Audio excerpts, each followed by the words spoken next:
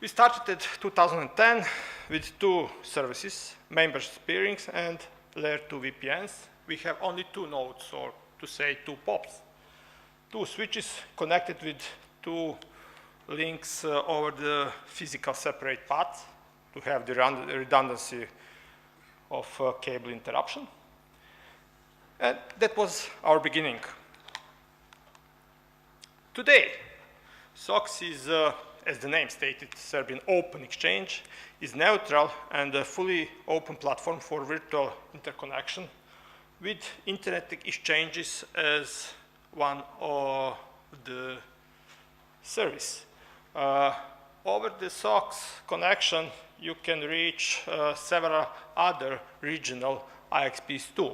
I will mention them on the later slides. Also, what is important today, nothing is like in 2010. Why? We have some plans, and plans are meant to be broken, extended, based on feedback of the community, based on the feedback of our customers. We are willing to listen our customers to see what they really need. We had some ideas. They will need something, they will use that, but in the reality, they use some of our ideas and they get to us with some their own ideas, and we are trying all the time to fulfill all their requests. We also count on help from the community because we are not the smartest guy on the world. We admit that. We are willing to learn, to get the new ideas from the community, from our customers, to get new services. And our motto is permanent communication, cooperation, and collaboration. Without that, you cannot build the IXP from the scratch. Especially if you are commercial IXP like SOX it is. Today we have a lot of members and a lot of services and a lot of sites, maybe too much. We have 6 sites in Belgrade. We have 1 POP in Vienna in interaction data facility. And we have 2 POPs in Sofia at Telepoint data center and Sofia data center. So here we are. We like to say, to call this Carigrad path from the Central Europe toward to the Carigrad. Total traffic on the SOX is over 200 gigs and it's rising every day. Today, I think it's even 250.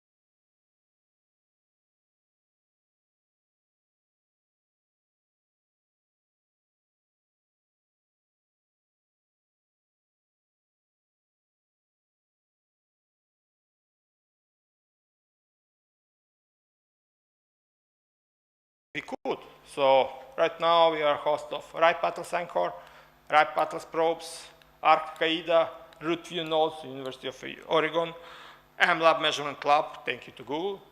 And we are also hosting RATL Network Performance Measuring System. RATL is our Serbian regulatory agency. We agree with them to host their measuring system. And by hosting that system at the SOX premises, we provide neutral measuring of quality of internet access of ISPs in Serbia. So many ISPs are hosting some kind of measuring service like speed test, etc. But then you can adapt what they do with that systems. Do they did some fitting of the data, prioritizing that service, etc. But since this system is located SOX, so outside the network of the operator, you can have an independent measure of the quality of the internet access of that ISPs. As I mentioned, 4 root DNS servers, it's I, J, K, and L. All of them are hosted in SOX network, so we have less than 1 millisecond RTT, which is pretty good, and some measurement from RIPE guys presented at previous SEC meetings prove that this concept is valid, and this really increased the speed of the internet in Serbia. This is the picture of that RATL net test system. So with it, you can test the quality of the internet in Serbia. Future plans. As I said in the beginning, we have plans, but we are not strict on them. We are trying to follow the request of our customers. We have plans to interconnect with all regional IXPs, like in Slovenia, Croatia, Bosnia, Montenegrin.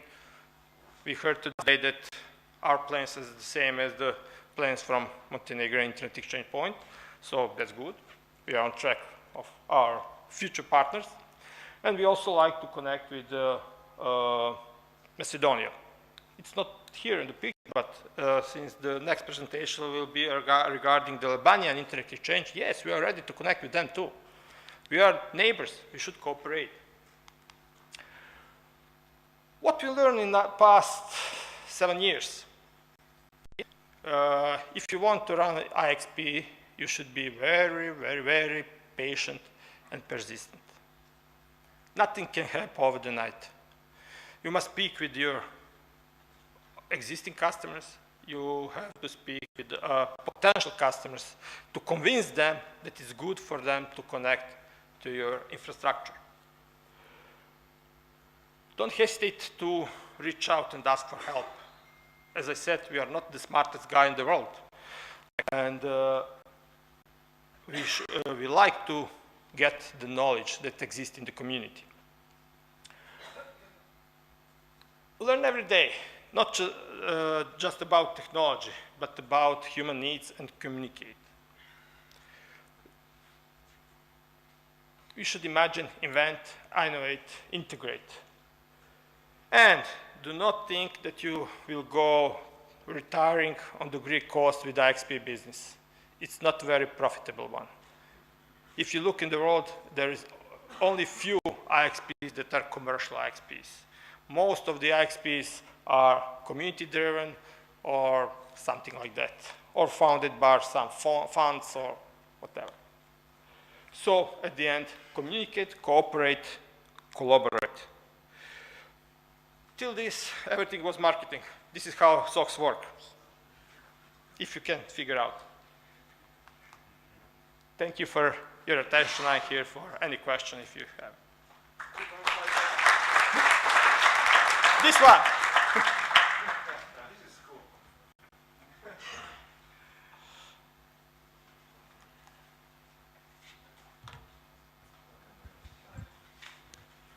Yep, okay, we have a question, Hisham. We need mic.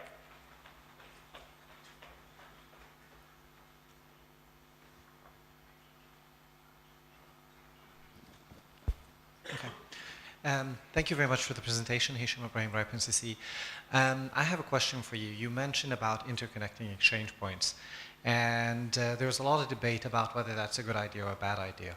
And I just wanted to ask you, because as you said, exchange points aren't necessarily rich, and you cannot retire just by running an exchange. So who would be provisioning those interconnects, those cross-border interconnects? Who would be paying for them? Because that's a big part of the debate. All right, question. Well, it's a question of mutual agreement. In our network, most of the links were financed by ourselves, but some links are financed by our partners. So it depends on the case. We agree with every IXP how to interconnect. It depends on our assumption what will be the traffic. In most cases, we started with a few months testing period just to see how the traffic is going on. If the traffic is more or less equal, then we split the costs. If someone is feeding more traffic to other one, then the other one should pay. If that IXP want to pay, we have a deal. If they not, we disconnect and go on, and that's it. So, agree. But isn't that moving closer to the telecom model than it is to the peering model? Yes and no. It looks like we are migrating to the telecom, but if you look at the telecom industry, all the operators today are offering telephone, mobile telephone, cable television, and internet access. 4 services. Sorry, I meant the charging scheme. The charging scheme of the telecom model versus the peering charging scheme, which is, Well, we are charging the port and the traffic rate, as I said, without any limitation. So if you pay 10 gig access port with 5 gig traffic, we will not rate limit you on 5 gig. If your traffic is go up, of 6 and 7 gig, then we come to you and say, okay, your traffic is over the agreed limit. Would you like to pay, or should we do to decrease the traffic? And in practically every case, our partner decided to pay, or we decided to pay. So our main interest is to grow, to increase the traffic that will be in exchange over our infrastructure. Okay. Thank you very much. You're welcome. Martin Semrad, NCC. You mentioned that one of your services you provide is private VLAN. Yes. Do you provide this service only locally in Belgrade or internationally? No. So you can take complete our net internationally too. Internationally. Yes. And do you think your members agree with it? You are not in competition with your members now? Because this is a service which is provided by members mostly, by telco operators. I agree with you. Yeah? That service is very similar with the service that you can rent from the ISP or telco operator, but since we are a private-owned company, we don't have a members board, we don't have anyone else who should define